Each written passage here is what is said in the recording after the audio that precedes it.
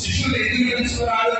తనతో ఉండడానికి, తన తర్వాత తన యొక్క సువార్త ప్రబోధని కొనసాగించడానికి. తాను ఎందుకు అది 12 మంది శిష్యుల్ని కూడా యేసు ప్రభు ఎందుకు అంటే ఆ శిష్యులు తనతో ఉండడానికి, తన తర్వాత తాను ప్రారంభించినటువంటి సువార్త ప్రబోధని కొనసాగించడం కోసం యేసు ప్రభు 12 మందికి వస్తుంది. ఇప్పుడు 12 మందిలో వాడినటువంటి యోధా ఇస్కరియోతు కూడా దేవుడు పిలిచాడు యేసు ప్రభు తనతో ఉండడానికి, తన తర్వాత సువార్తని ప్రకటించడానికి, కొనసాగించడానికి యేసు ప్రభు ఈ యోధా ఇస్కరియోతును కూడా ఎన్నుకున్నాడు. అవునా కదా?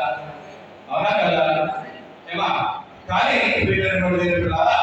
గమనించండి, యోధా ఇస్కరియోతు గురించి 4 సువార్త పఠనాలు కూడా మత్తయి సువార్త నుంచి యోహాను సువార్త వరకు కూడా చూస్తే ఈ 4 సువార్త కారులు ఈ యోధా ఇస్కరియోతు ఇచ్చినటువంటి పేరు ఏంటో తెలుసా? అప్పగించిన వాడు.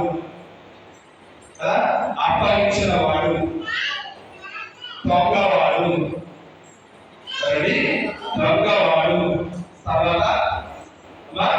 తర్వాత సాతానుని తనలో నింపుకొని జీవించేవాడు, సాతాను చేత నింపబడిన వాడు.